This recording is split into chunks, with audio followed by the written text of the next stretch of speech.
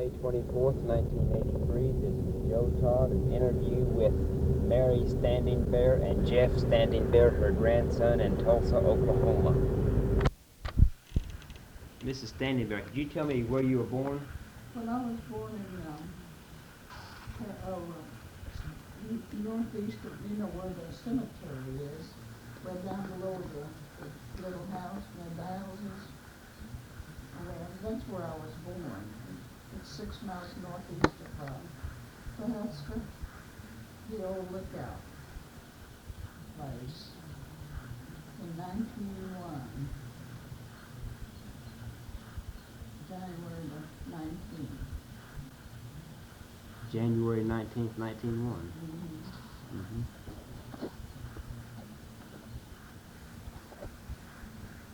And who is your father? Well, he was Fred Lookout, the chief.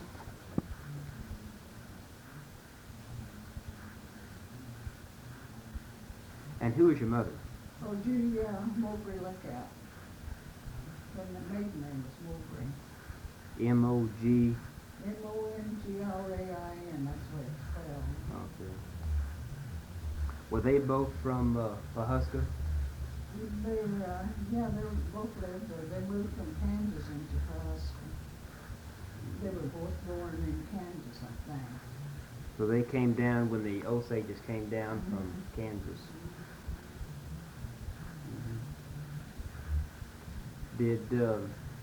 When did your father become chief? Well, I don't remember. Was he chief when you were born? No, I don't think so. I think he was on the council.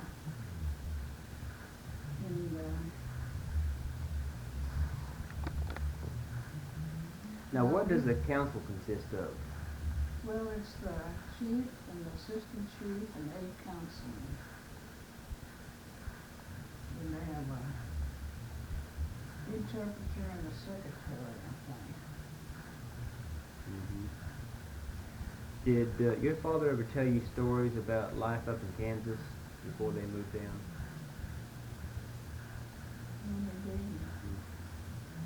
They never tell the daughters anything like that. It's always the son that they tell everything to. They tell their son the history of the tribe, but they never tell the daughters. All their job was to grow up and get married and have children and cook for the family. That was their job. And they never told them anything about the tribe or their history or nothing.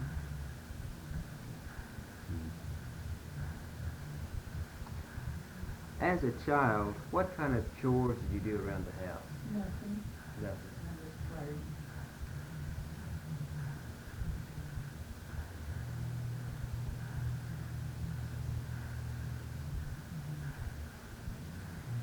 We always had help. And the Osage payments were just $45 out. They call it quarters in March, June, September, and December. We call them quarterly payments. And when I was young, when I was a little girl, our payments were just $45 a month. That was from the interest from our trust funds that we had in Washington.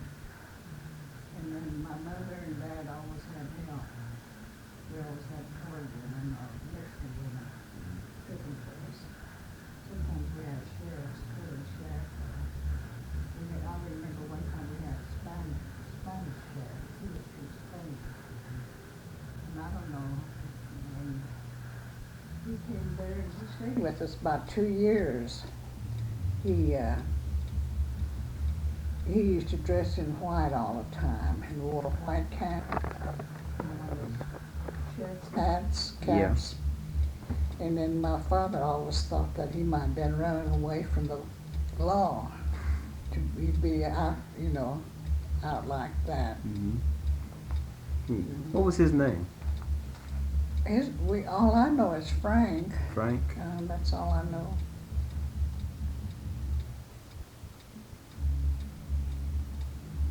And he was really a good cook. He was? Yeah.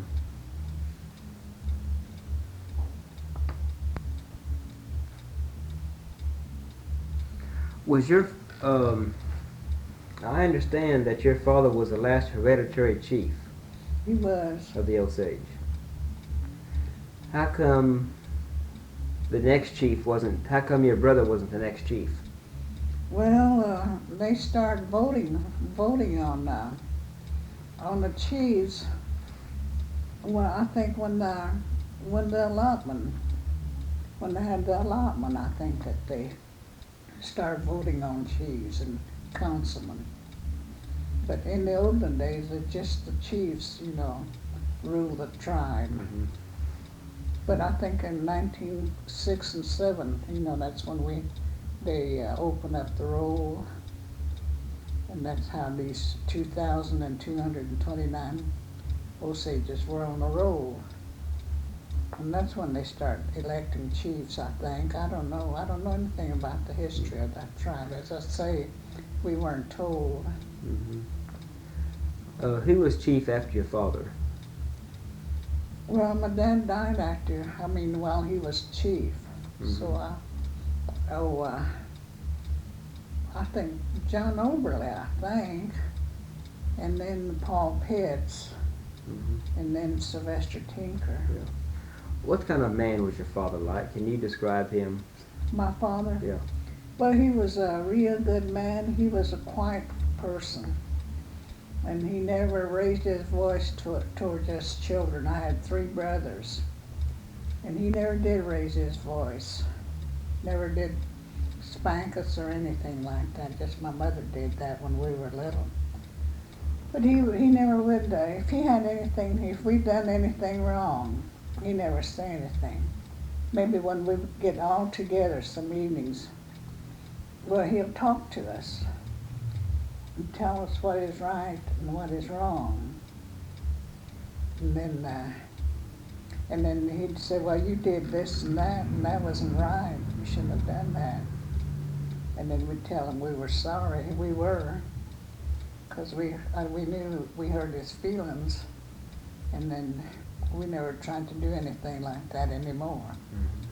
We listened to him more than we did our mother, because my mother used to just holler at us and bawl us out and spank us. And she used to use a switch on my legs as I grew older. And but when my dad said anything, he never, as I say, he never raised his voice. He just would quietly tell us something that he wanted us to do, or what he's going to do if we can help. Well, then he'll say, well, I want you to do this and that. We never talk back to him. We just say yes and go on and do it for him. Mm-hmm. You mentioned there were 2,229 Osages On the roll. on the rolls. When were the rolls opened? 1906, and they closed in 1907. June the 30th, I think, was the last day of the enrollment. And was everybody enrolled in Pawhuska? They are enrolled at Pawhuska. Okay, is that where they enrolled everybody? Mm-hmm. So the Osages had to come to Pawhuska. Mm-hmm. Were there any Osages that did not want to be on the rolls? Well, there were some in Kansas. There's some that stayed in Kansas around Cherryville and Chanute. Some of the mixed Osages, mixed bloods. Yeah. Now, did they get on the rolls? No, they didn't, because they didn't want to come down. They just stayed up there. They had, farmlands and things, and they knew what kind of country they were coming to. Mm-hmm. So they didn't want to leave good farmlands and establish a home among the blackjacks and rocks and hills. So they stayed up there, and when they opened the roll, they never did show up to get on the roll. Because I remember my mother had some relatives up there. She was part French, and she had some relatives up there. And they didn't come down? No, they didn't. Were there any non-Osages that got on the rolls? Yes. The colored people and some Omahas got on the roll. But there was 100 Omahas got on the roll, I heard. How'd they get on? Huh? How'd they get on the roll? Well, this Omaha woman used to be they had Osage boarding school. and she was a cook. And then, then the day when she heard that they were going to open up the roll, well, she went to this Osage man and brought a beef to him. She had a beef butchered and took it to him and brought groceries and told him that she wanted to make him her uncle. So when they opened the roll up, she went and told him that, so you're my uncle, I'm your niece, put me on the roll. So he said he would. Well, she went back to Nebraska and brought 100 of her relatives and brought them down and put them on a roll with herself. What was her name? Oh, Elsie Bruce, I think. Her last name was Bruce. Mm-hmm. That was her married name. I don't know what her maiden name was. Where was the Osage boarding school? You know where the Osage Agency is today? Well, that's where it was. Up on the hill? On the campus. Is that still there? No, they tore it down. They had a lot of buildings. They had a girls' dormitory and dormitory, and that's where the employees lived, in the girls' building. Did you go to school there? Yes. And then they had the third and the fourth floors were the girls' dormitory and the rooms. The older girls had private rooms. Then the dining room and the kitchen was there. And downstairs was gymnasium and the library. And then they had the little boys, under 7 years old, stayed with in the girls' dormitory because they were too little, and the big girls had to take care of the little boys. And then they had a dormitory of their own upstairs on the north side. And then they had the school building. That's where we went to school. It had classrooms and a band room and a music room where we took piano lessons. And then it had a assembly hall there too on the second floor. And then northwest of there, just a little ways from the school building, was the laundry. I think what do you call these? Where they have steam heat and things. Boiler house. Yeah. And that's a boiler house was there. And I think the laundry was there too for the school. And then north of the school building too, right straight north, was the boys' building, their dormitories. And then right northeast, just a little ways from there, was the hospital, school hospital. Had nurses there. I think 2 nurses there, registered nurses. And then there were other buildings there, homes for the employees. There was there was a house between the hospital and the boys' building. I think that was for the engineer. He was the one that took care of the boiler house, where we got, steam heat for our buildings. Then there was another one between the school building and the girls' building, and that was she was a home ec teacher. We used to call them domestic science teachers them days. That's where she lived. What year did you go there? Well, I don't know. Let's see. I went there. I guess it must have been 1912 or 13. I went there for about 3 or 4 years. What did you study? We stayed in the girls' dormitory. We lived there. What did your room look like? Well, it had beds, and then there was a double-deck beds like these they have now. Then we had a dresser. Then we had 2 chairs in there, occasional chair and then a straight-back chair. And then we had this dresser with, and then they didn't have any closets, but they had shelf and then rods and clothes hangers. When did they close that school? I don't know when they closed it. I don't remember. I never thought about, keep a track of anything like that. Who was? Imagine- I'm sorry. I imagine they know that up to the agency. Who was in charge of that school? Who was the supervisor or superintendent? Well, the superintendent, the one that, when I was going to school, his name was Mr. Whitlatch. I think that's it. Whitlock, I think. And his wife was one of the teachers. She taught, they just went up to the 8th grade. She was the 7th and 8th grade teacher. What was he like? What was he like, Mr. Well, Whitlock? he was a real good man. And, Hi, sorry I'm late. Oh. How you doing? Just anyway. Took off. There you go. Whew, traffic is terrible. it is. It's really bad. I'm not even thinking about turning the light on. Oh, I'm sorry, I interrupted your recording. No, that's fine. You know Dan Swan down there? You're talking about Mr. Whitlock? Whitlock. Well, he was a nice person. He never did raise his voice to any of the children, and he'd sometimes we had assembly or whatever you call it in the mornings. He'd come up there, get on the stage and talk to the whole school, but he never did say anything out of the way. He never did get mad or. I hadn't even thought of that. Anytime you have any questions you want to ask, go ahead. What are you looking for? Yeah. What? What is a rendezvous club? It's a historical marker. No. Oh, it used to be a beer parlor.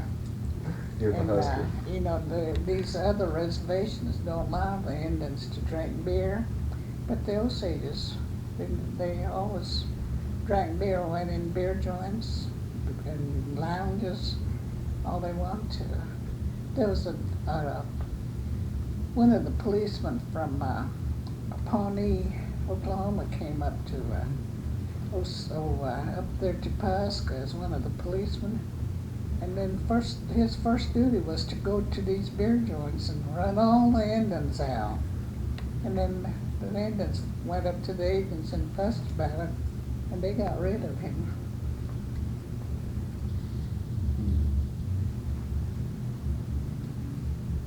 So you're just asking questions about anything about Osages, huh? Gosh, that's a lot of ground. It is.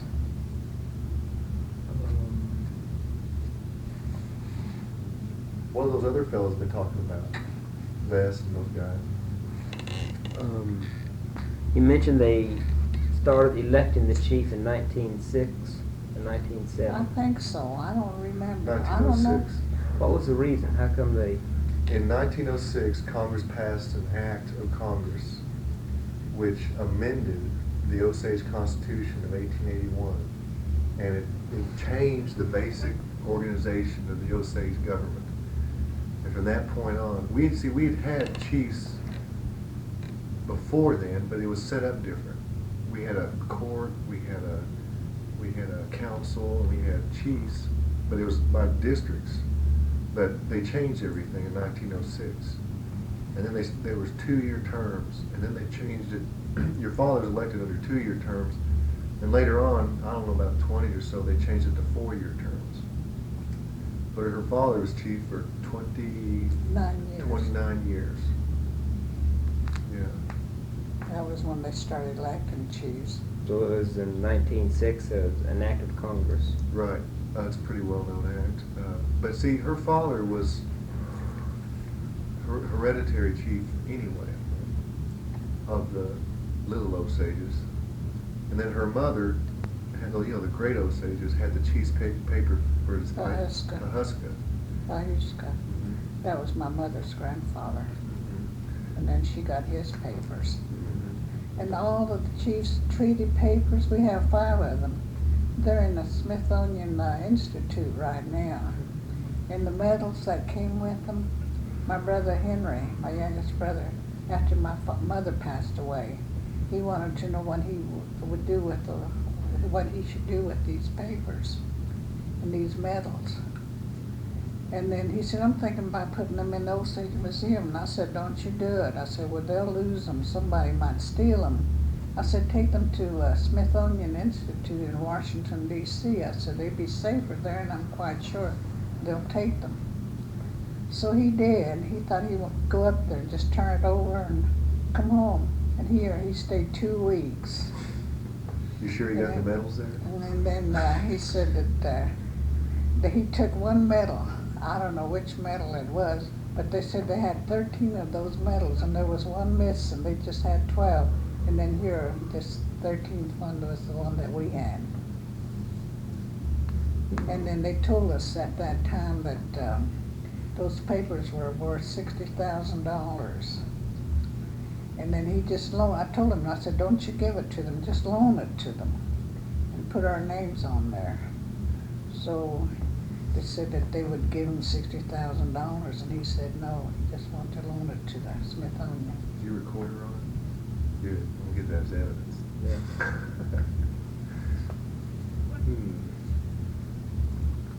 Did your mother ever talk about her grandfather? No, she never did.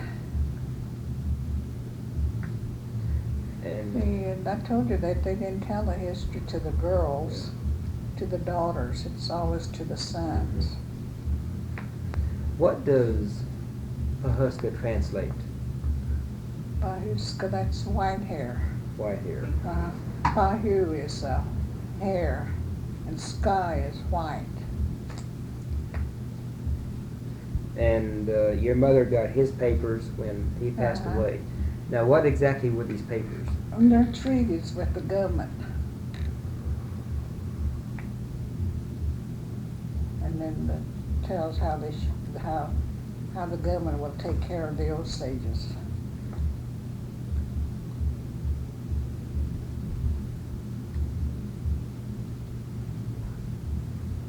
You gotta tell them that story how your father got to be chief. It's one of my favorite stories when that old man died. Well, I didn't know that story. Well, who was it that told me that? Maybe it was Uncle Henry. Uncle Henry must have told you that, because they're the ones that know all these histories, and I didn't. You know, But I heard it mentioned that his uncle, Nopewale, that was my father's uncle, he had these chief papers, and he didn't have any children. So my father was only nephew he had, only heir he had. So he wanted to leave his chief papers to him. He wanted to put them in his hand. And then I don't know where he was, but he couldn't get there in time. Now how does it go?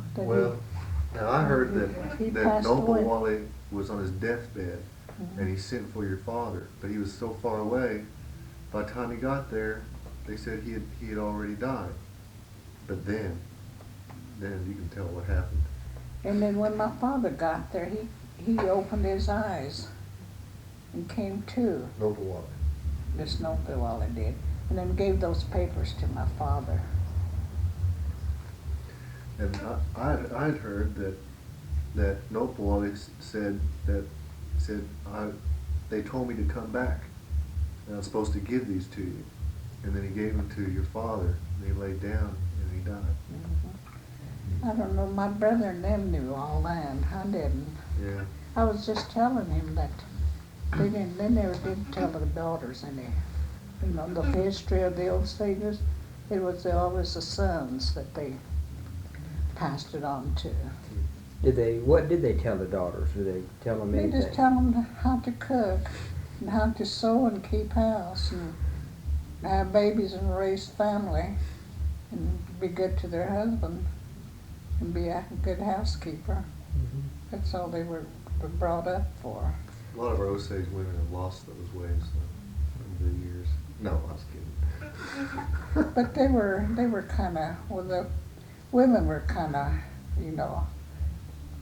they kind of rule a roost. A man was a good hunter, but the women took care of the family. And then when they're home, the women told them husband what to do. Yeah, that's the And way. they were really independent. And to this day, the Osage women, even if they don't have any money, they're independent. That's true. Did your mother ever tell you any stories about the Osages? No, they never did tell me anything. How did they decide to put the Osages in Osage County? How did they decide on that? What? You know, they moved the Osages down from Kansas Mhm. to the Osage Nation. How did they decide on that piece of territory?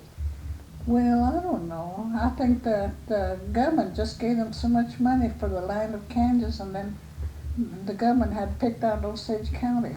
So they just brought them down here, and that's all I know. We bought the land from the Cherokees. They had us to buy this land from the Cherokees for $1.25 an acre. And then, the Cherokees tried to take it away from us at one time, but it was proven in Washington that we had bought it from them.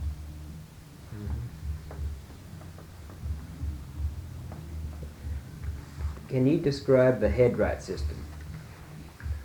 I don't know Well, I anything. can, but it's been done before. Okay. There's lots of literature on that. Okay. Yeah. It's pretty complicated. Yeah. It is. It's really, I don't know much about it. Any questions? Well, I think that let's see. You gotta ask her about stuff that hadn't been written down other places. Yeah, that's what I'm looking for. Yeah, like let's see. Tell them about maybe I don't really may not want to about this maybe this drum. That our family have had the drum on occasions, or maybe this peyote church. How your father came to get the peyote church there. Oh, well, Because I don't know much about those, and they never like to Okay. talk about that. Okay. All right. It's this Native American church, they call it now. Yeah, I got a description of that from Ben Cause- Clark. Ben Clark, who's that? Ben Stone? Hmm. It's different. And then I'll tell you who could tell you that. He's the only one, the leader. Oh, here is Edward Gradiga. Edward Grady. He can tell you about the Native American church. Does he live here in Tulsa? No, he lives in Pawhuska at the Okay. Indian Village. You have to look in the phone book under His the... telephone number is in his sister's name, Arn. I think it's, let's see, 278-1336. 287. 287. 287. Okay. I think she's listed under Mrs. Waken Iron. Waking Arn. Well, I know the number is 1336. Okay. His last name is Gray Eagle? Red Red Eagle. Eagle. Red Eagle. Red Eagle. Okay. That's her cousin. Okay. A good story is how your mother, your grandmother gave up these white ways for these Indian ways. Her and her sister. Well, they were my grandmother was named Mary Pryor, and she had a sister named Rosie Pryor, and then they went to school at St. Paul, Kansas, and they had a Catholic mission there. Mm-hmm. They went to school there, and then when they got old enough to get married, well, my grandmother married the Stephen Mowbray, and that's how my mother is named, Julia Mowbray. Mm-hmm. And then her sister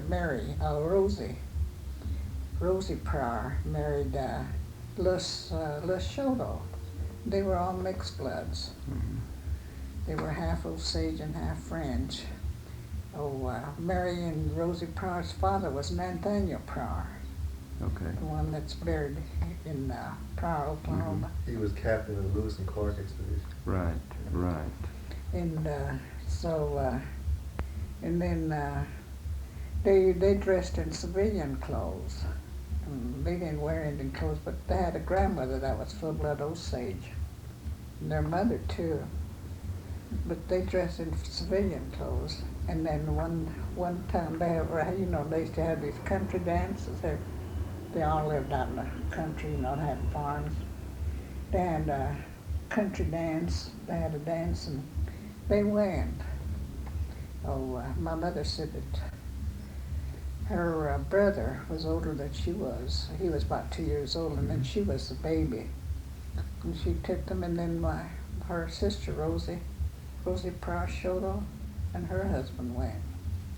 But this Shoto liked to drink. I guess he was an alcoholic.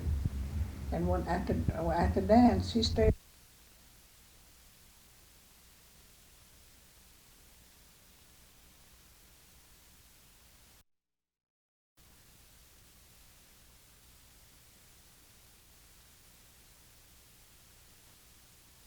Asked Rosie to dance, so she was kind of afraid to, but she got up and danced with this young man. And about that time, her husband, this Shoto, came in and saw this boy dancing with her. He went up there and grabbed her away, jerked her away from this man. Then he whipped this man on the dance floor. And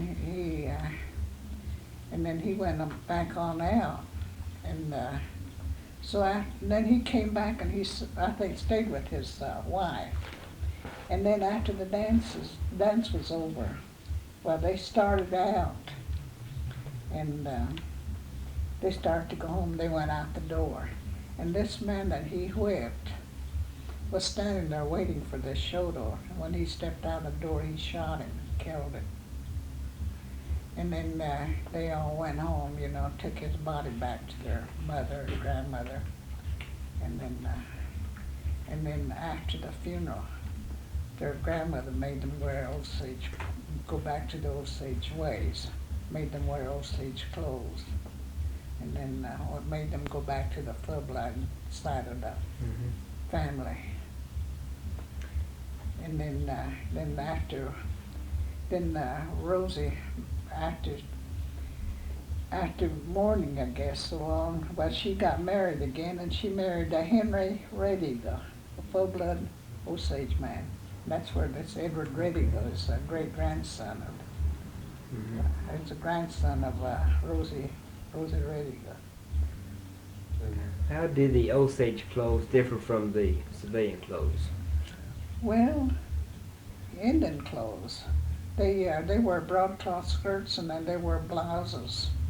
Then they have those silver buttons on their in front. Then they have yarn belts with the fringe hanging in the back. Then they wear broadcloth leggings sewed up. Then they wear moccasins. You ought to tell them about, I know my dad was always wanting like to hear about this, Frank Phillips, how your father and Frank. I can't hear. Yeah, tell them about how your father and Frank Phillips were, maybe just tell them a little bit about how they were friends and how that happened, how they got started being friends. Well, You used to drive around for them, didn't you?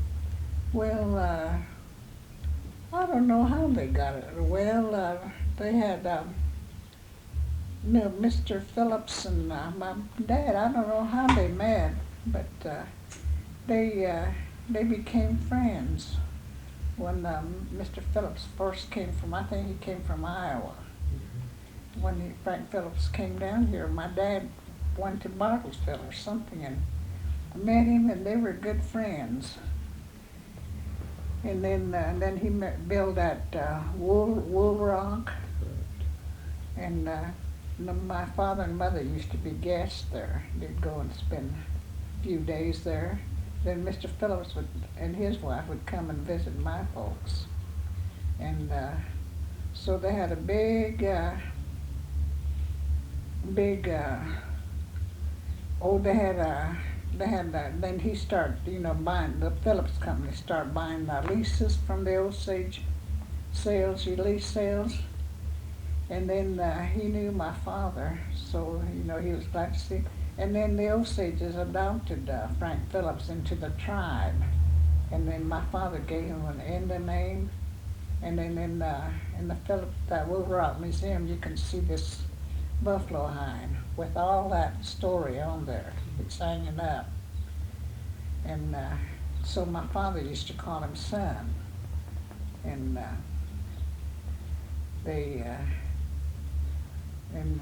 we used to go there a lot. Did I was going, well, there's a million stories about that, but you don't need to tell. Which one do you want me to tell? There's all kinds of things to tell. How about the time they both got drunk? They didn't get drunk. Oh, okay. They didn't have any money, I guess at the time. I took them to a meeting at one time at Bartlesville. We were at the Wood Rock. Mm-hmm. They had to go to a meeting. Mr. Phillips had to go to a meeting. So my mother said, your father and your brother has to go to a meeting. No, he said, your brother has to go to a meeting and he wants your father to go. So you take them. And then my father couldn't talk very good English, and we had to, my mother and I always interpret for him. So we went to this meeting. I don't know what kind of meeting it was. It was a business meeting for the oil company there, Phillips Company. Mm-hmm. And then they were taking up donations after the meeting, $20 a piece for something, some charity. And then here it came to Mr. Phillips and my father. They didn't have any money. So I had to loan them $20 a piece. They both sitting there without a dime. Something that was always impressive to my uncles was that when they were little boys, and my grandma was always head cook, is my great-grandfather would always have these big meetings at our farm there. Why don't you tell them about how those meetings looked? When they put that tent up, and all those, people would come out there to Those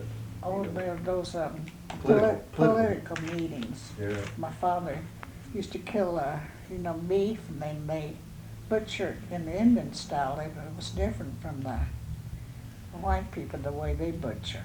They butcher in the Indian style, where they can slice that meat.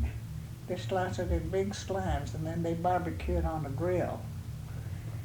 And then they'd have that, and the Indian fry bread and hominy, and then if green beans were in season, they'd boil a big old pot of green beans with salt pork, and put new potatoes in there, or sometimes they'd get new potatoes and then boil them and then peel them, and then they French fry them in hot grease. And my father and mother always had those dinners, and they had a big tent. It was 60 feet long and 40 feet wide, and they used to put long tables in there and benches. And then we never had paper plates in those days, and we used china plates. We call them Indian dishes. They're soup bowls, great big soup bowls, and we had those great big cups, and mugs for coffee. And then they serve a spoon. No knives and forks. You have to use that spoon. And if you eat a piece of meat, you have to use their fingers to eat it. And then they always have, napkins on the table.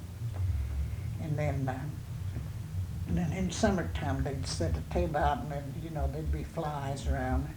And then my dad he wore nothing but white shirts. And then when the collars were out, well, my mother would throw them away, and we always had a couple colored girls, maybe 3 colored girls cooking for us. Those girls would turn the collars and stitch them and cut the sleeves for the colored boys to wear. And then when they had the big feast, they go out in the woods. We lived right along Bird Creek Bank. Put those weeping willows like that one down there. They'd get those limbs, and they'd get whole handles, or broomstick, And then they tie that with the binding twine, the weeping willow bushes, and then they just kind of hang over like this. And then when the people sit down to eat, those colored boys would have those shirts on, shirt tails out. Then they have clean clothes, and they'd all have to take a bath and everything. Then they'd stand behind the people and fan the flies off while they eat. Oh, I know something. How about, I don't know, maybe we shouldn't tell Uncle Vest, but you're not telling how Uncle Vest became part of our family. Part of our family? Well, maybe he told you that, didn't he? Sylvester Tinker, how he got acquainted with the Lookouts? He did. Uh-huh. He meant he was adopted by Chief. Yeah, by Chief Why Lookout. don't you tell her too? She can Well, compare the stories. Well, I'll tell my side. Okay. Well, his wife, was a real good friend of mine. We were girlhood friends. And then she came and lived with me. She was married and she left her husband. She quit her husband. And I told her she was going to go back to Bartlesville. Her folks lived in Bartlesville, Mr. and Mrs. Brown. I said, why don't you come and live with me for a while? So she came over, and I had a 10-room brick house, and she gave her a room upstairs. And she lived there with me. And then they were having an election for, election for chiefs and assistant chief and councilman. And my father was running for chief. And then Paul Rediger that was my mother's first cousin. He was running for chief against my father. And then Sylvester Tinker was sitting out in the campus, where they vote. He was sitting out there, and then we drove by there, and he saw us. And then she was driving, and I was in the back with my little boy. He was a baby. And had a big Lincoln sedan. And Sylvester, I guess the car caught his eye. So he was wondering who we were. So he fell for Alice. We always call her Dutch. Her nickname's Dutch, and all the kids might call her Aunt Dutch. Well, anyway, they got acquainted that day, and then so she took me home and she brought my car. She picked him up, and then here, it's been maybe later on, maybe it might have been in August. The election was in June. Maybe it was in August or early September. It was still hot. Our car drove up early one morning, and it was a little Model A Ford. The top was down. Somebody got out, had a khaki shirt and a white shirt and a no Panama hat, and it was Sylvester Tinker, and he had a hangover, and I just wouldn't quit. And then she went out. She saw who it was, and so she went out, met him, and brought him in the house. And then I went in there, and she introduced me to him. And he had on some Indian moccasins, no shoes, no socks. And he was just sick.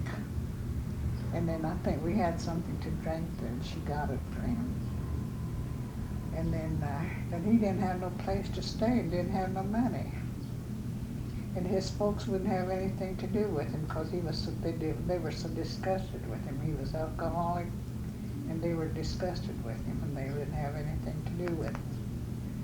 So he didn't have no place to stay. And then I told her, I said, well, put him upstairs in your room, and then you come downstairs and have a guest room. She said, all right. And then so she moved her things down, and then we gave her the south room upstairs. I had 2 bedrooms upstairs. And then, so he stayed with us, and my father and mother were having this native American Indian church. They were having a meeting, that one night. So they go in there and they pray and sing and all night long. And then they break, and then when daylight comes, it's over. But they always stay in there and eat dinner before they leave. They have a big feed. So then they always take candy early in the morning and cookies and stuff to eat, you know, to keep them over, I guess.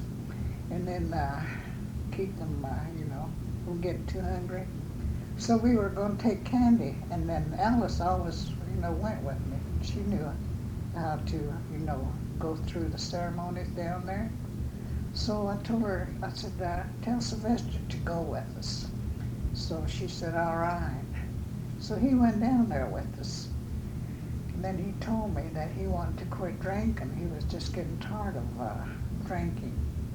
And he wanted to get, wanted help. I said, all right. I said, you go down there with us. And I said, I'll get help for you.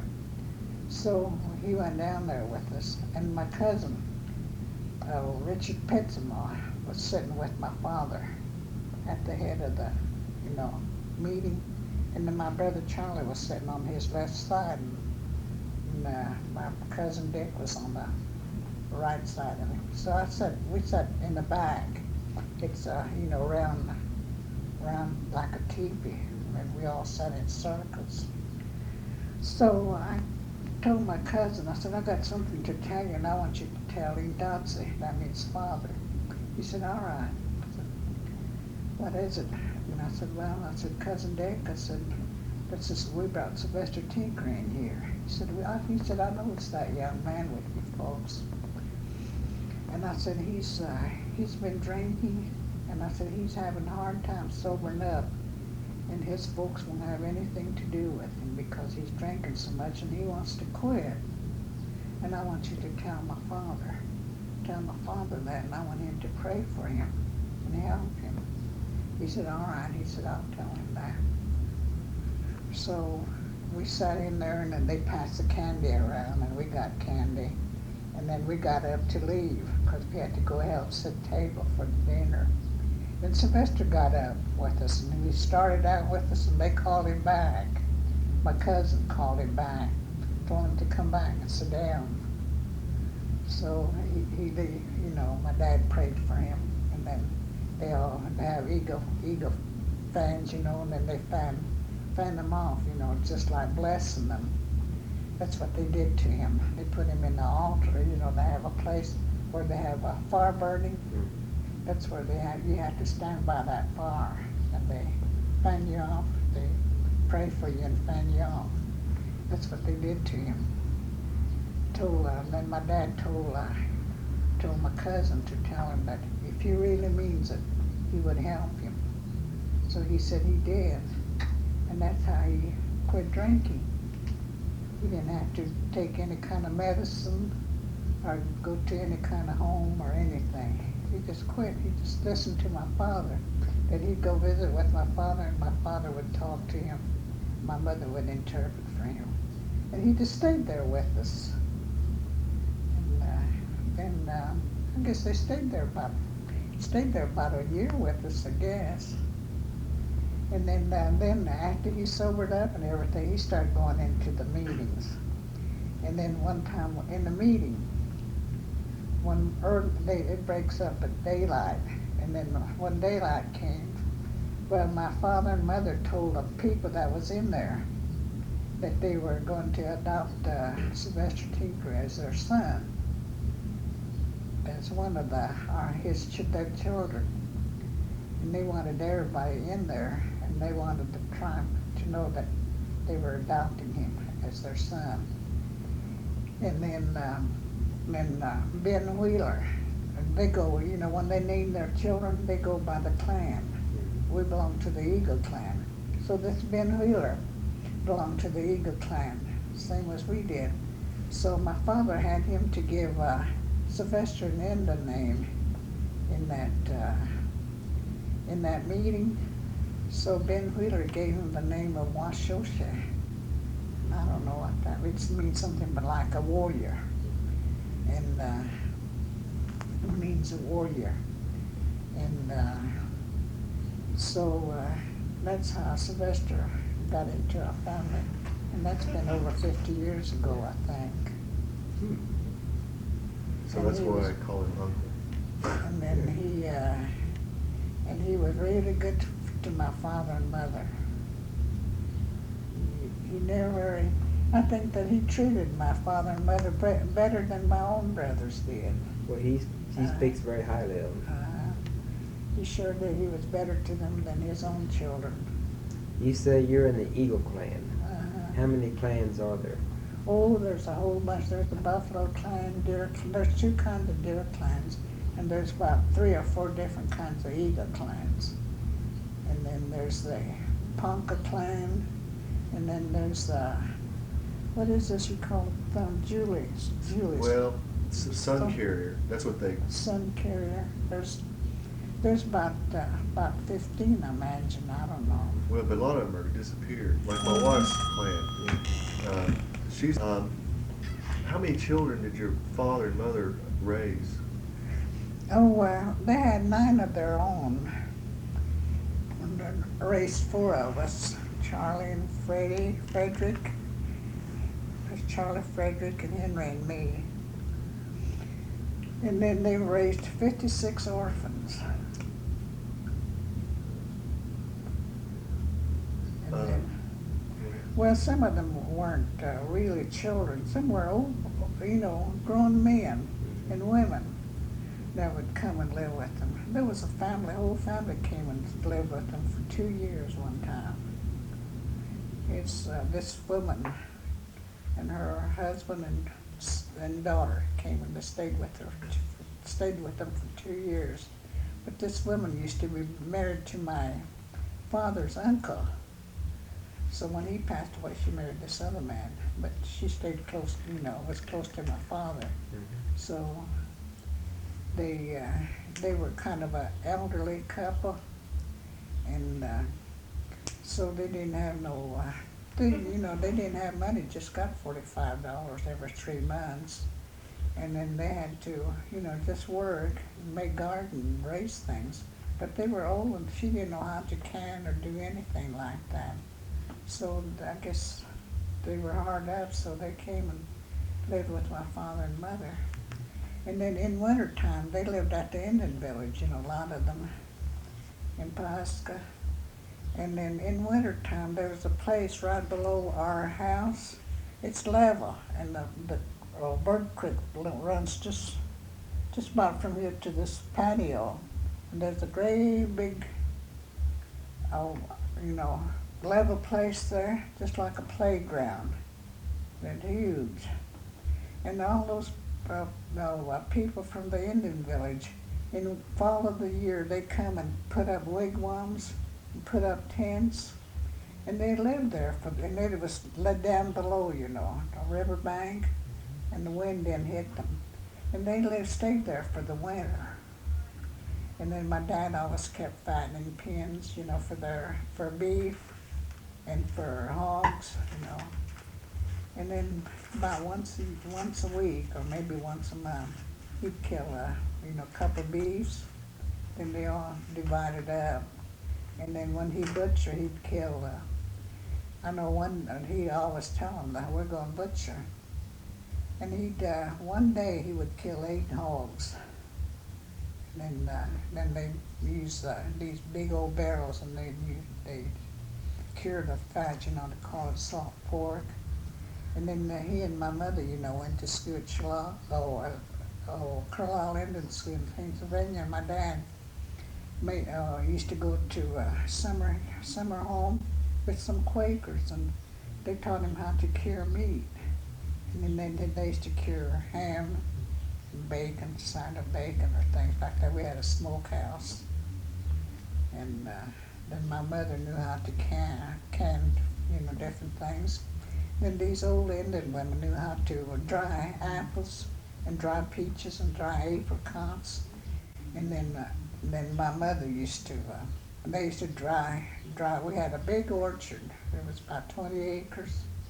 Had apples and peaches and apricots and cherries and blackberries and raspberries. And even had persimmons. And then they used to seed the persimmons. They made persimmon cakes and sun-dry it. And then they put soft beef tallow in it, a real soft beef tallow.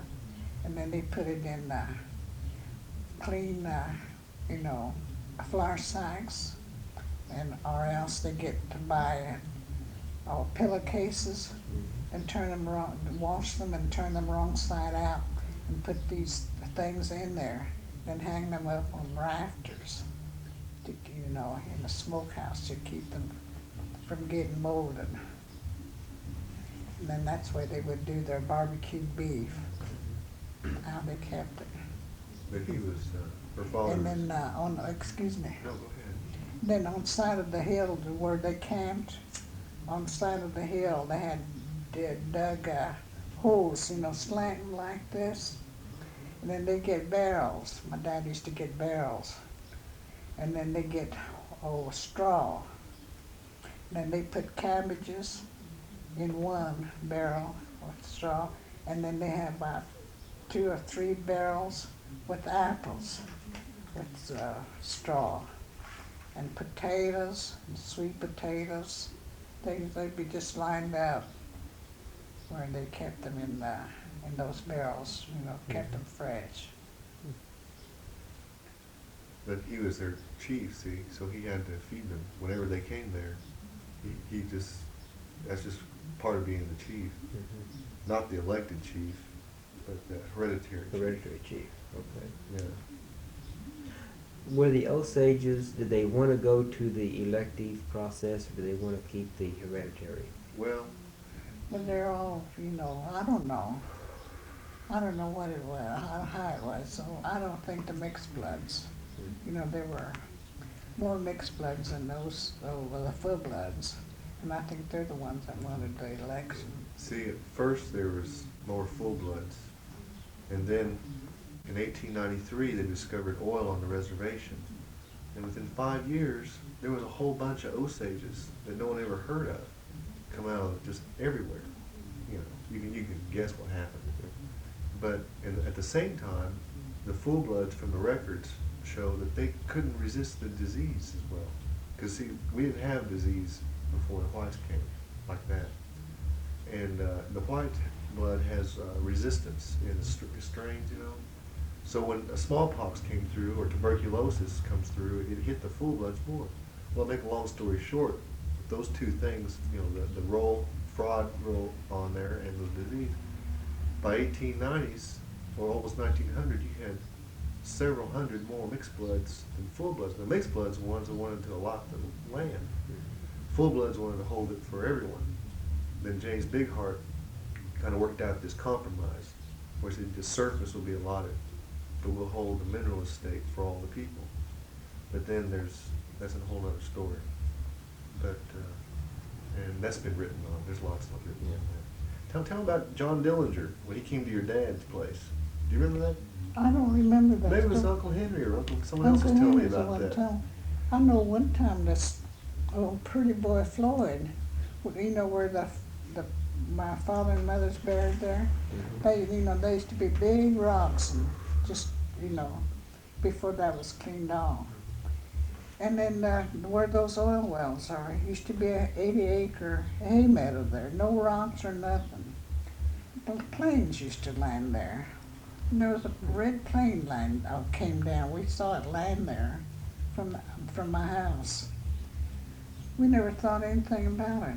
And that night, somebody knocked on the breakfast room door in my house. And cook went to answer the phone. To answer the door.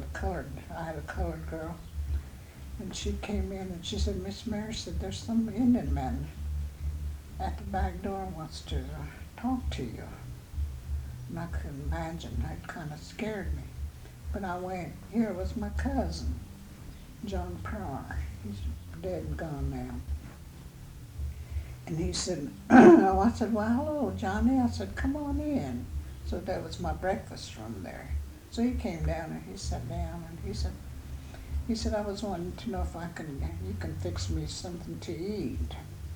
I said, are you hungry? He said, no. He said, I was going to tell you, I had to take it to a friend of mine. And so I told my cook, my maid, to fix him something. She said, well, we don't have anything left. She said, all I have is some bacon and eggs and some She said, I got some mashed potatoes left over. She said, I can warm that up and make some gravy. I said, well, go ahead. So she fixed him a platter of food, and then we didn't have any wax paper or anything like that. So she put a tea towel over it, and then she gave it to him, and he took it. And then he came back next day, and then the third time he came, he said, no, you don't have to fix any lunch anymore. He said, my friend left.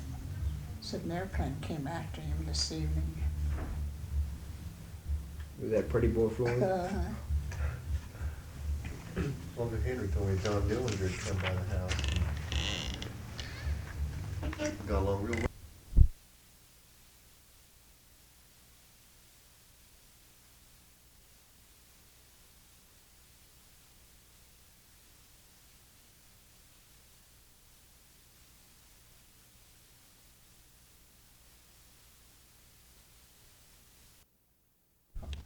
My colored maid went on vacation, so I got this Laura Morse to, stay with me and cook for me and my little boy. My little boy was just about 8 or 9 months old then. And then he went to sleep when I was lying across the bed in my room. And then she came, and then she said, Mary, and I said, what? She said, there's 3 men the 3 men here. She said, they want something to eat. And then I got up, and then I said, where are they? And then she didn't say anything. She turned around to go back, and there was a man riding by her, and right behind her. And I said, what did you want? He said, well, we're hungry. He said, we haven't had anything to eat for 2 days. We're wanting something to eat. I said, all right. And I said, Laura, I said, you go fix them something to eat. And she said, well, we don't have anything. Well, I said, we got bacon and eggs. I said, fix some bacon and eggs and some toast and some coffee. And then she went on in the kitchen, and then he went with her. And then here, 2 of them came in through the dining room while I was in the kitchen. And they said, where's the place where we can watch the road, highway? And I said, this is a private road. And then my house had a dome room, circle room. I said, well, you come in here and you can see, I had French windows on it. I said, you can see from here all around. So I took them in there, and they wouldn't let me turn the light on. And he said, you come in here with us while she's fixing something for us to eat. So I went in there, and I said, where are you folks from? And I think they said they were from Lansing, Kansas, or someplace, some penitentiary from Kansas. Leavenworth? No, it was some other. I don't know where it was, but anyway, it was from Kansas. And they said that they hadn't had anything to eat for 2 days. So she fixed them bacon and eggs. She said she fixed 12 eggs. She scrambled them, and then they wanted some more. So she had to fix them some more. And then I said, I got to see about my baby. And then one of them followed me in the room. And then he was still asleep, so I went back in there. And then they got through eating, and then they said, which way is the nearest to the railroad track? And I said, well, when you go out this door, I said, you go straight down. I said, there's a fence, hog fence there. But I said, that's our garden there. You crawl over that, and then crawl over, and there's a creek down there. It's Bird Creek. I said, you follow that, and then it'll take you. There's a railroad track about 4 miles from here. And I said, it'll take you to the railroad track. And then I said, there's a station there. I said, they call it Nelogny. That's where the freight always stops to get water, I think, or they stop for something. Then you can get on there. I said, it's a freight train comes through about 4 o'clock in the morning. And then they thanked me, and they said that if they had any money, that they would, pay us. And I said, that's all right. And they said, well, if we have any good luck, said that if we have any luck, said that you'll hear from us. Said that we'll do you a favor someday.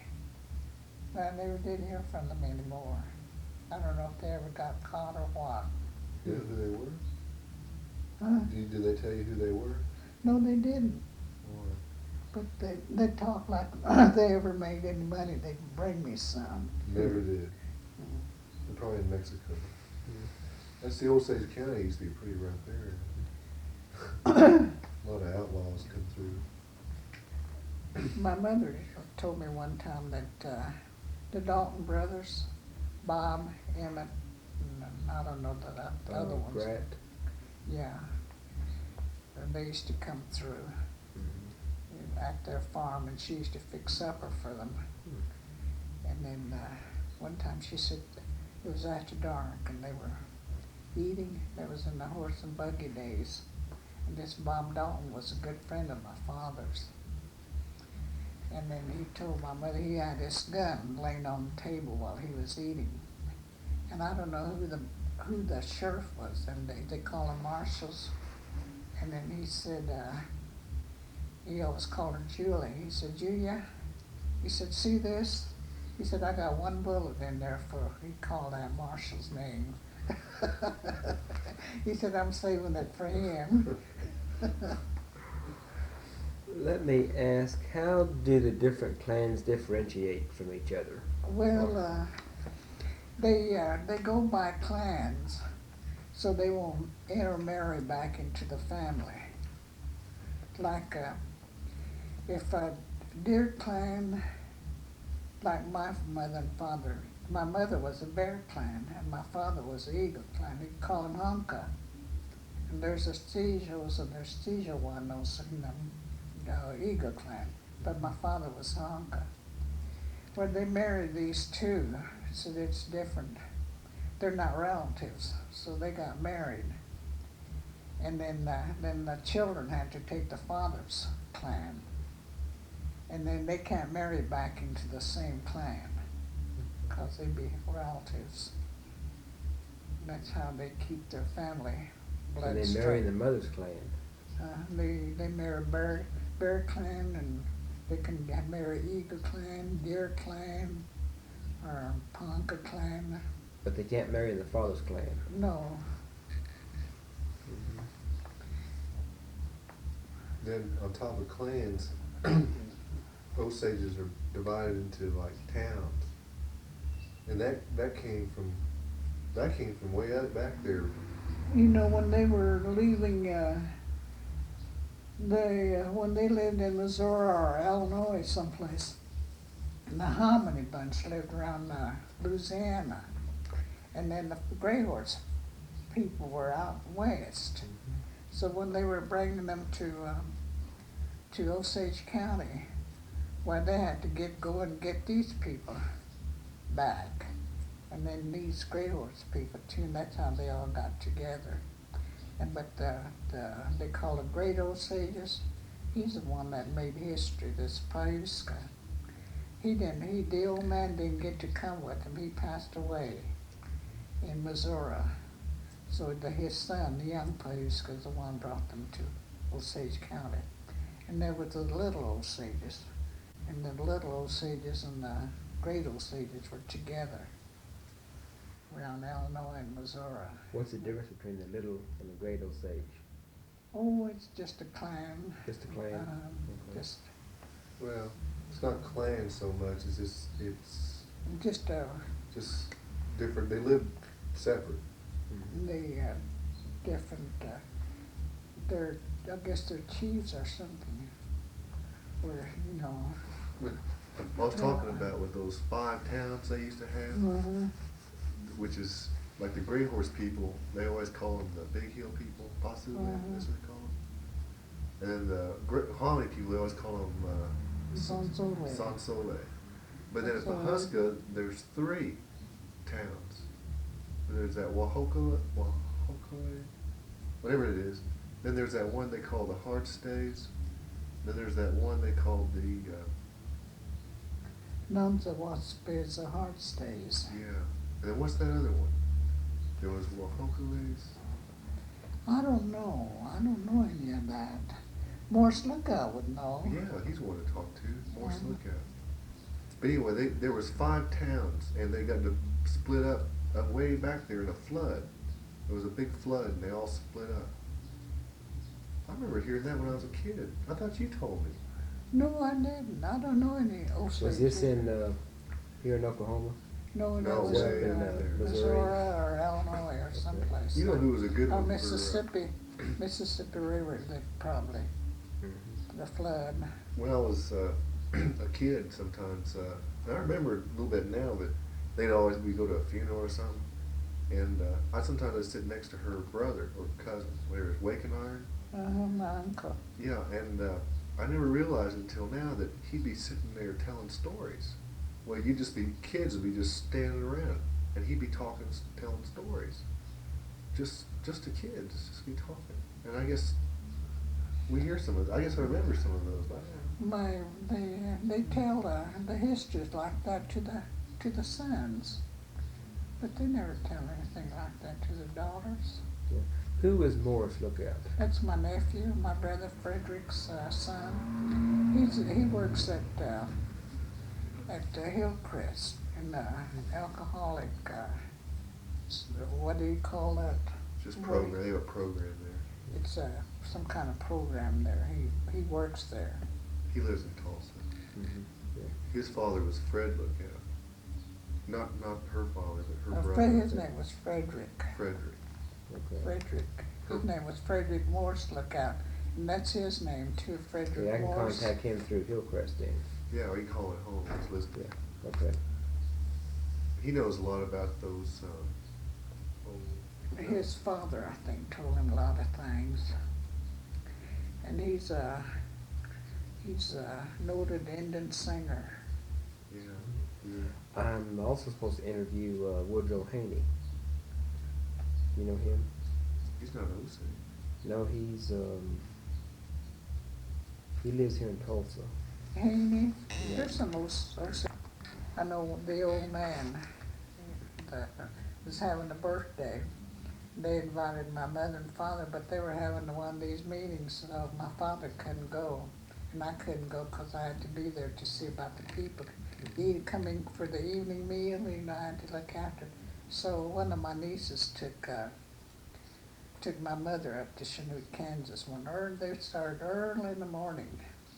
And she said she got there. And then here, this old man, she said, the one that was having the birthday, his hair was just snow white, and he had blue eyes. And he recognized my mother and was calling her in the name, was talking Osage to her. And all the children were talking Osage. And here, my niece didn't know one word of Osage, and she was a full blood.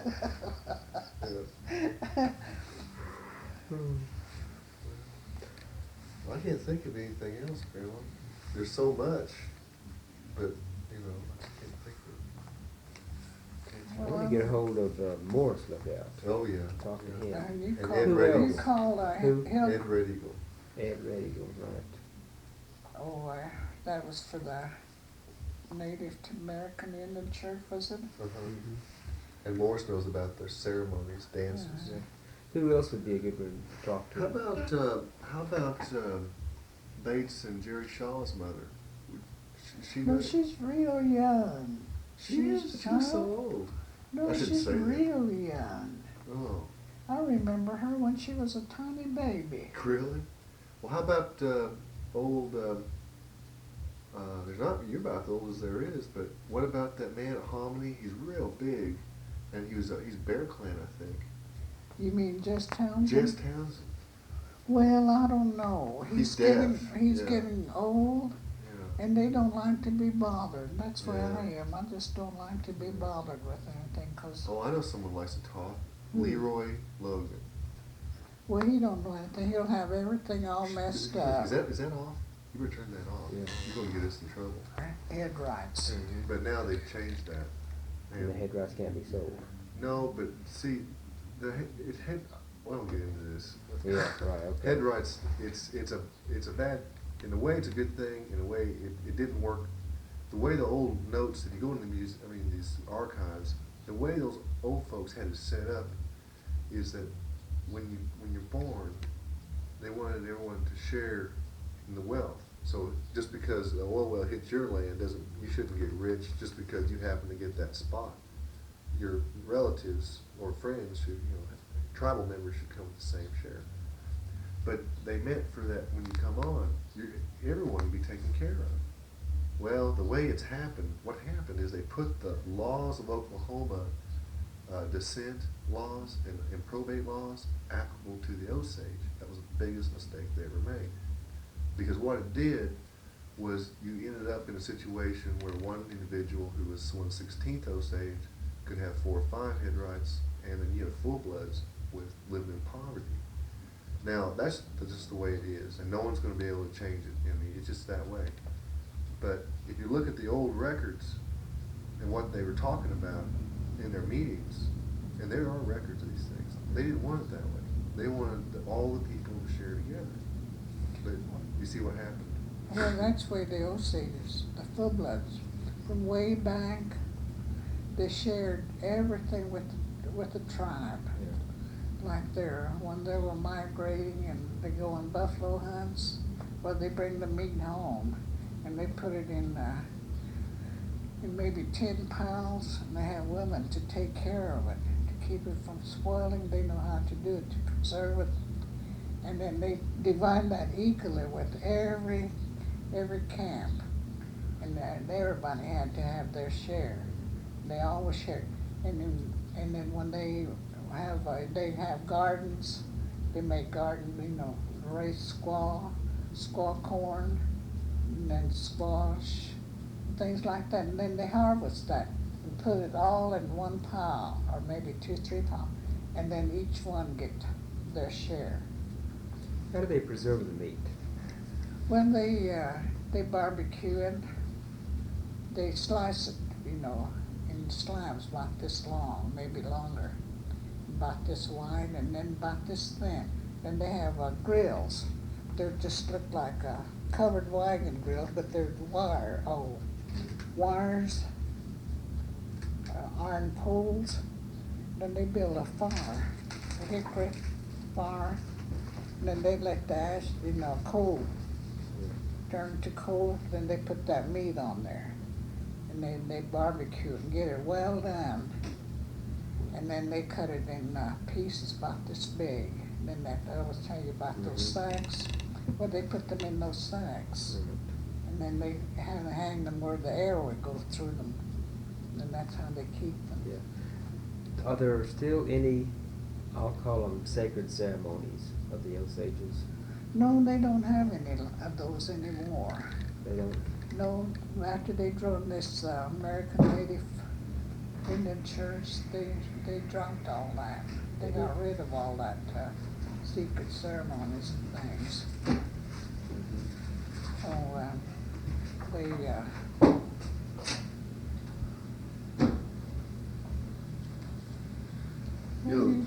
you doing? I went to the bathroom. I went through that in the trash too. Oh. The funny thing about Osage, the way the law's set up now, is that you're not really an Osage. I mean, legally with the government, as far as the government's concerned, which is another thing. But you're not an Osage unless you have a head right interest.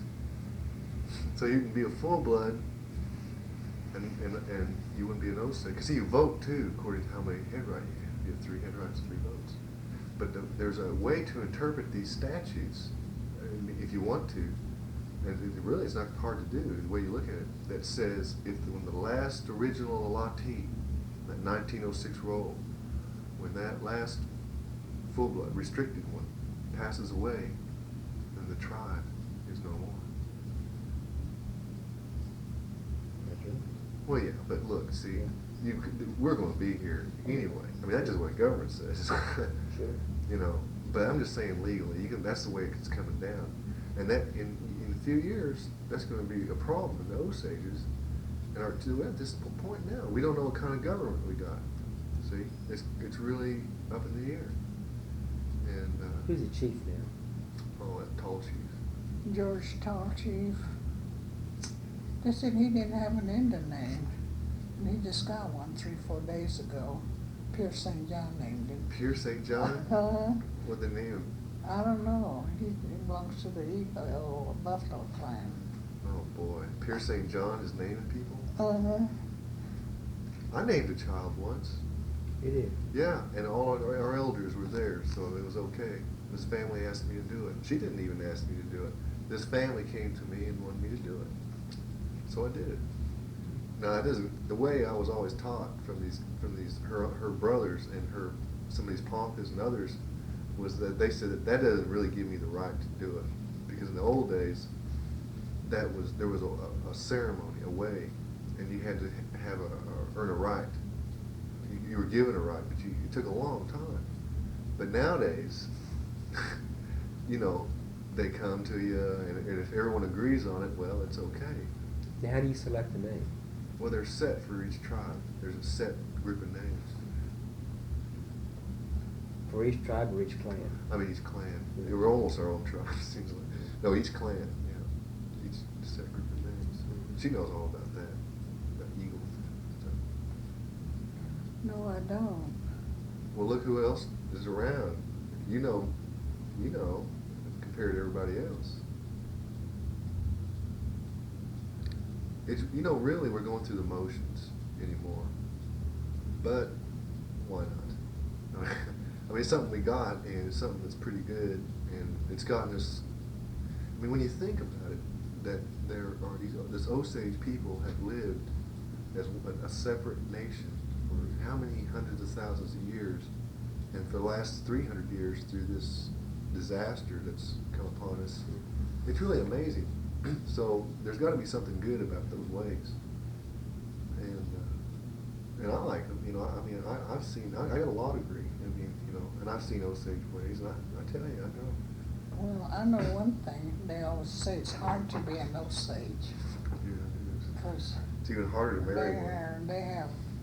they still have some of their ways. And, but even like their Indian dances, that's all for fun too, but you have to go through a certain way of doing that. And then they have their committee. They have a committee and a keeper of the drum. And he's the one that, and they have a head committee, and he's the boss of the committee, the dance committee. But the other tribes, they don't have those. When they want to dance, anybody's drum will do, and then they get it out there and get some singers, and they sing and they all dance. But we don't do that. We have to have a dinner feast, and then they announce when they're going to dance. And then all the committee that's on there have to be there, and then they have to be at the dances, and then they have a keeper of the drum. He takes care of this one drum, and that's all that's used for, is these 4 days of dancing. And then when the dance is over, where the keeper of the drum takes his drum and ties it up and take it home and take care of it. Why do you dance? Huh? Why do you have Well, to it's dance? for fun. I mean, Well, originally it was part It's a kind of a religion. entertainment. But originally it was more than that. You dance for any special occasions Well, now? they didn't have this drum. They didn't have the drum that we have now. They had their own dances, the Osage did, but they lost all that. And then the Kaw Indians brought this drum that we have now in 1886, and then they brought it, and they just brought it to this Ben Mashankshi. He was 10 years old, and that was my mother's cousin. And then they brought it to him, and they told him his father what to do. And then he got his committee, and then they set a day for the dances, and they danced. They're supposed to dance 4 days, and let's see, they used to dance on Thursday, Friday, Saturday, and Sunday. That's 4 days and they dance 3 nights. And then the 4th day they have a giveaway to the visitors, give them presents and money. Then the dance is over that evening. Then they all go home. When is the dance held? Well, they're gonna dance in Grey Horse, I think, real soon, but in Pawhuska it's going to start the 9th. See, we dance in June now. The way I was always told is that we did that because the rations used to be distributed in June, so everybody came then. But now everybody got their vacation set up, so we just go ahead and keep it in June, even though it's Well, hot. in the olden days, they danced whenever they got ready. If they danced in May, just as soon as it got warm, they'd have their dance. Or maybe I know my brother Charlie had the drum, and they danced in May one time, and then another time they danced in September. That's the time to have it, September and May. I just don't like this June business. How do you select the keeper of the drum? How's he Well, selected? the keeper of the drum is the one that whoever he thinks would make a good head committee man, would be a good boss, that he could get along with everybody. Well, he selects him as the head committee man. And there's always 8 of them, and then he picks them out, and then he has a dinner, and then he tells them that he picked these men out. He invited just the ones that he picked, and he'd tell them that he picked them to be his committee. And that's how they do it. But when it comes time to change the drum, they have an order, and you can see that in June when you go up there sometimes, and they have a way about that. And Ed Redding can tell you about that. Yeah. But then again, You don't know much about that. I was going to say, but then again, they changed it. It used, well, you tell them who picked. Oh, you won't want to talk about it?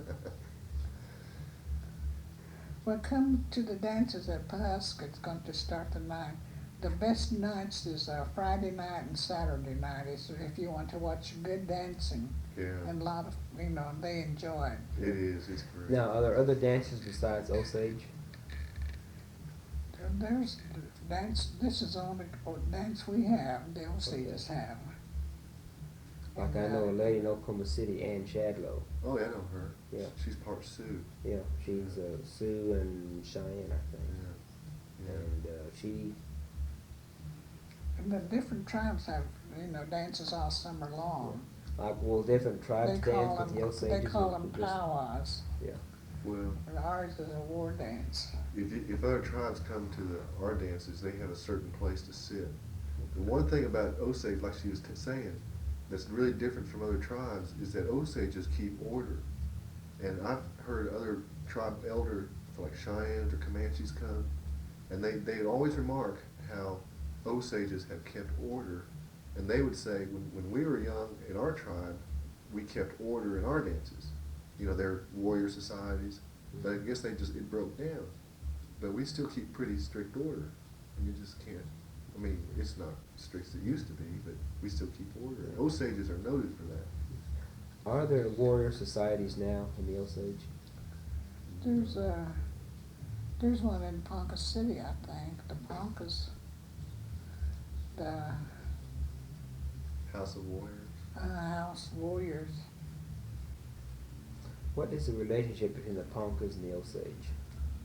Oh, I don't know. They always say they used to be one, and then they split up. I don't know anything about it. They talk a lot alike. The Poncas talk faster, and they got a little more different looks. Well, the Poncas talk like the Sioux too. Do they? And the Sioux, when they say it's cold, they say, "Oh, sneer," and that's what the Poncas say, and we say, "Niwatsa." Me wants it. Cold water. Cold Niwatsa. Do you have a medicine man? No. The No, Osage? we don't have those things anymore. We just got pharmacies. Let me turn that off. The older ones that knew those songs Mhm. and knew how to go through the ceremony, well, they're all gone now. And then they got rid of their sacred bottles. My mother used to have some, and she gave them to the Smithsonian Museum. They didn't sell them; they gave them away because they say if you sell them, get cash for them, it'd bring bad luck to the family. So they were afraid of them, and they just gave them away. And then they won't open one of those, or they won't even talk about them. When I was younger, I used to really try to learn about these ways, and then what they told me, several elders told me, is that what she's saying is that there was each one of these bundles had a wahope, I think they call it, had a way. How you say that? Wahope? Yeah, that word, wahope. What's that mean? That's the sacred bottle. Oh, I've heard that. Well, they said that there was a way to those, and when those men died and knew how to use those, families would still try to use them, but they didn't know how to do it right, and so it would bring the worst kind of fate upon those people that try to use them wrong. So, like you said, each one of those clans that had them or families, they'd give them away, and then right about then is when Moonhead came, and he had this peyote. This is a Native American church. Yeah, Native American church. And he noticed among the Osages this chaos, what was happening. And it was just terrible. It was what was going on. Their people were dying like flies. And so when we took this peyote, which is the way I like to It's go. the American Native. Excuse me, this Native American church, he said you had to give up this old way altogether. And because it's not working, and take this new way up. And so that's how we got this Native American church. They just cut it off completely, this old way, and it's history now. It's gone, and it's just as soon as you guys bury those things. Yeah, it's Of course, I didn't know you guys had them around.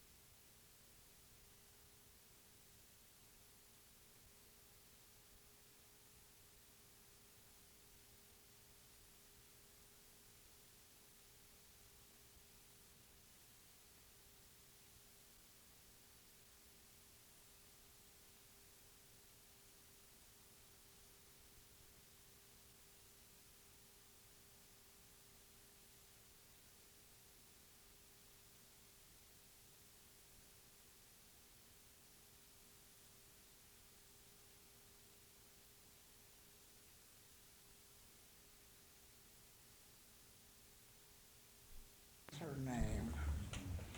My son knew her real well, and she had a son, and she opened one of those, and then somebody told her that, and then she'd call my son and said, "What will happen to me?" I said, "Well, you'll have bad luck. They always say if you open one of those, the family will have bad luck."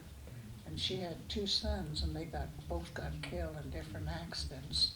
And then she broke her leg, and then I don't know what all. And then she wanted to, she wanted help. So my son asked me, and I said, "Well, the only thing I know is to call Joe Rush at Ponca City. He's a Ponca." And I said, "He has, he's a preacher in this Native American Indian church." I said, "Call him and let him burn cedar for her." So he has to burn it 4 days for her. and she has to give him blanket and groceries and money if she wants to. And that would be the only way that I know that would help her. So she did, and then and her health was failing, and so she had to give up her job at Philbrook. But she got Joe Rush. Bad thing about this Indian medicine is if it's bad on you, it affects your loved ones too, not just you. So that's why they always say, you know, like these drums that we have at Eloshka, you know, they always say, don't, treat with respect, because, and your brothers always want to say, Uncle Henry always say that. He'd always say, it's not you, it's going to be the loved ones, those children and grandchildren that you're going to hurt. So you better, but then they say the other side. They say if you take care of it this way and respect it, it'll take care of your loved ones and your children, like that. They say when you're dancing around that drum, never turn your back on that drum. So when you can notice that when if you come up there to the dances, those dancers will be dancing, but they'll never turn their back to the drum. And and when you dance, they always told me that that's a person, and you should pray, on that ground and stuff. And when you dance, you should pray, and that's what you're there for. But then his son says, Smokey, he says, it's for fun, have a good time. But I don't know. I always remember what Uncle Henry then said that it's for prayer. That's what you're out here for. Like for example, when this last summer, I was having the true confessions here. I was really praying around that thing, and I was going round and round. And I was just like in another world, And when that dance was over, it was Sunday, I come out of there, and I was kind of in a daze. I was thinking about my job. I was having a hard time job, and family, you name it. And I met this guy. He's who I work with now. And he just started talking to me, and I could hardly talk to him. Anyway, he talked to me, and I talked to him, hello, and we talked for a few minutes. And I went on my way, and I went back to Norman, and still worried about a job. But after that dance, I felt really good. I felt like I got nothing to worry about. And so I quit worrying, even though we still were in a bad way. Well, that guy told me later on, after I was working with him, where I got this good job, he said, as soon as I saw you come out of that dance, and I'm talking to you, I went back to Okmulgee and tried to find a way to get you over to the Creek Nation and a job. And here I am. I'm their lawyer. Just like that. And to me, it was that drum. See? That's just me. I don't know. It might be coincidence, huh? I don't know. My brother Henry was a head committee man for a long time. And then they always say when you're dancing too, the boys that are dancing never look across the drum. Don't look over that drum on the other side. So you never look across the drum. They've been taught that. You could look along here, but never over the drum. Well, they had dance at Pawhuska, and Sunday afternoon it was over with. So I went home. I lived in Pawhuska at the Landrum Courts, Landrum Apartments. And then somebody came to the door, and it was my brother Henry, and he was the head committee man. He came in and sat on the divan and just started crying. And I thought, well, maybe something happened to one of the children or something. I didn't say anything. I just sat down, and I let him cry a while. And then I said, stop crying. I said, what's wrong? I said, what happened? He said, our people always told us when we danced not to ever look across the drum. And he said, that's what I did. He said, I don't know what was wrong with me, but he said, I looked over the drum. And he said on the other side there was a casket lying there. On the other side. There were people dancing there, but so there was a casket lying there. And he said there was a boy in that casket. And then his oldest boy was drinking, you know, he was alcoholic. And he said, I think it was Edward.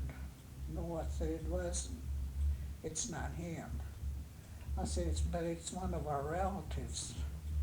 It's one of our relatives' sons. And it wasn't Edward's. I said, don't feel too bad, but I said, it's bad enough, because we're going to hear about one of our relatives real soon. And that was on Sunday. And on Wednesday, my niece's son got killed. His wife had a baby that day before, so he called his friend. His friend's name was, his name was Freddie Davis. He called his friend Charles Charles Kurt, and told him, said that he had a little baby boy. And so Charles said, we'll have to celebrate. So he went and picked him up and took him to Pig Stand from Pawhuska on the outskirts of Pawhuska. I know where it is. Yeah. So they got a couple of beers, and that was all they had. And they were coming back to town, and then they were just laughing and talking, and they were really going fast. This boy used to drive real fast. They were just laughing and talking, and they were just looking. This boy was just looking at him, talking real fast. And then here, I guess, big truck was in front of them, and they didn't even notice that it had stopped. Something happened to that truck, and it stopped in the middle of the road. And here he ran into that, and that pole came and just cut his top of his head off. And that was my niece's son. You know, And that's who my brother Henry saw in that casket. you know, her brother Henry, he was also a roadman, head of this peyote church. And I was gonna tell you about this coincidence stuff. When his wife passed away, they had a peyote meeting for him at Native American church. And that morning, some men went outside, and his sons, and they came out and they said, Dad, they said, there's some eagles outside. So some more of the men went outside. They all went out there. And I stayed in, some of us young guys, we just sat there. And they stayed out there a long time. And they came back in. And, well, then later on in the morning, they said that what happened out there is two eagles came, and they came to this Native American church building. And they circled that church building, and they went over to where we had buried her 4 days before. And they circled that grave, and they took off. And my uncle, he turned around and he said, you know, white man would call that a coincidence. And that's just the way it works, you know. There's a lot of those, what do you call them, bald eagles? Mm-hmm. Those with the white head and the white tail. We have a lot of them out there to the place. They live in those, there's a lot of rocks and cliffs. I saw one up there one time. It was right where the folks are buried. Mhm. Well, sometimes, early mornings, if you go out there, they'll be flying around. I also saw one up by 4 Acre. Yeah, that's where a lot of them supposed to be. Yeah. Well, I'm gonna have to go to pay my respects to Lindo's family. I'm gonna go to Homage tonight. You are? Yeah. All right. Then I'm gonna stay till they close the casket and I'm gonna come home. I think we have about an hour and a half so far. Yeah. Yeah, thank you.